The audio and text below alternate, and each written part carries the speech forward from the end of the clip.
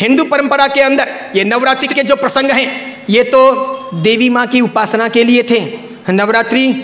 पवित्रतम रात्रियां कही जाती है, पवित्रतम दिन कहे जाते हैं। ये आसो जो चैत्र महीने में आती है, ये साधना के लिए, मंत्र साधनाओं के लिए, ब्रह्मचर्य के लिए, सत्य को प्राप्त करने के लिए, इष्ट की सिद्धि के लिए, अंतरतम की शक्तियों को जगाने के लिए, कुछ अच्छा हासिल करने के लिए होती हैं। समझदार हिंदू और समझदार जैन शावक शाविका और समझदार हिंदू और समझदार जैन साधु संत इन दिनों में साधना में बैठते हैं, मौन रहते हैं, ब्रह्मचर्य का परिपालन करते हैं और आगे बढ़कर के शक्तियों को साधते हैं। उस जमाने में देवी माता की आरती करना, घट स्थापना करना, देवी माता को रिझाना और पुरुष एक तरफ, महिला एक तरफ, महिलाओं की जगह में, पुरुष की जगह में, देवी माता को बीच में रख करके मात्र उनके हाथ से गरबे लें और इस प्रकार उनकी भक्ति करें। यह परंपरा थी नवरात्रि की।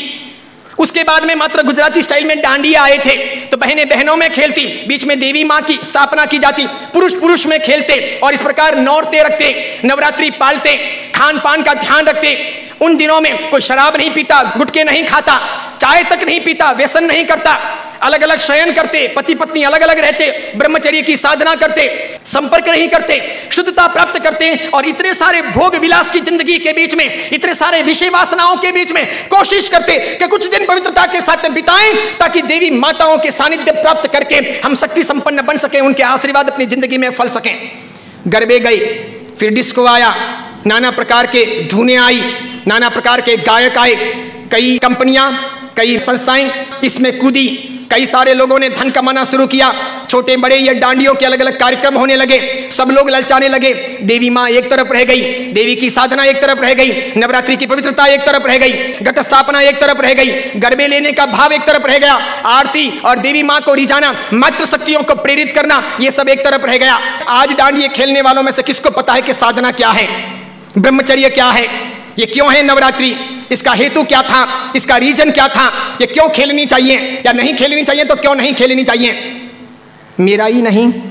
भारत के कई सारे अखबारों का, कई सारे समाजविदों का, कई सारी अन्य सामाजिक संस्थाओं का ये सर्वे वर्षों से रहा है, समय समय पर किया जाता रहा है कि नवरात्रि के महीने 2 महीने के बाद में जितने गर्भपात होते हैं उतने गर्भपात बाकी के 11 महीने में नहीं होते।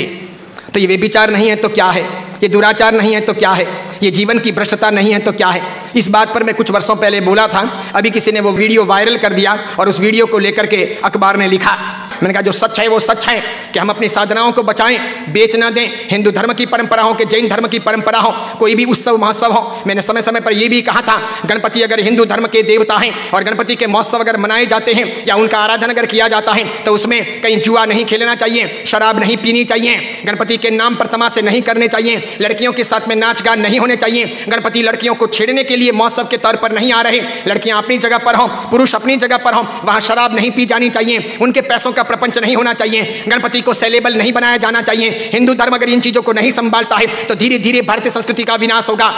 सिखों ने अपनी धर्म परंपराओं को संभाला है, मुसलमानों ने अपनी धर्म परंपराओं को संभाला है, ईसाइयों ने अपनी धर्म परंपराओं को संभाला है। उनके जो ओकेशन होते हैं वो दूसरों को इंटरफियर करने नहीं देते, वो उसमें घाल मेल नहीं करते। हिंदू और जैनों को इस बारे में सावधानी रखनी आवश्यक है। कल ऐसा ना हो जाए कि पर्युषण महापर्व के दिन आए या आखातीज का दिन आए या कार्तिक पूर्णिमा का दिन आए और कोई उसे किसी प्रतिष्ठान के नाम पर प्रोजेक्ट कर ले कि चलो अब महोत्सव को इस प्रकार मनाएंगे, उस प्रकार मनाएंगे, तो 25 साल 50 साल के बाद में ऐसा हो सकता है कि हमारी होली की आराधना या हमारे पर्युषण महापर्व की आराधना का रूप रंग बदल जाए।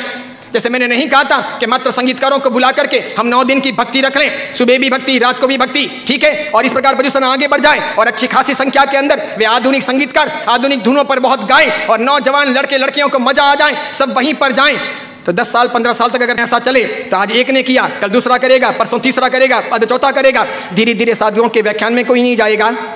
पर्युषण महापर्व के प्रवचन एक तरफ रह जाएंगे, कल्पसूत्र जी हवा खाते रह जाएंगे और पर्युषण का रूप बदल जाएगा। ये नहीं हो सकता, ये नहीं किया जाना चाहिए। मैं इसलिए कह रहा हूं कि मेरी जिंदगी तो बहुत छोटी है, मैं तो कल दुनिया से चला जाऊंगा, लेकिन भगवान के शासन की परंपराएं नहीं मरनी चाहिए, हमें उन्हें जिलानी होगी। हमारे बच्चों को ये पता नहीं, उनको तो क्या है, नाचना गाना कूदना घूमना फिरना अच्छा लगता है, उन्हें सामाजिक प्रतिक्रमण ना अच्छे लगे, बिना पंखों के रहना उन्हें ना अच्छा लगे, लेकिन जरूरी यह है पर्युषण महापर्व की पूरी प्रक्रिया, उसकी साधना की सारी व्यवस्था समझी जानी चाहिए और इसीलिए हर बाबत के अंदर सावधानी आवश्यक है।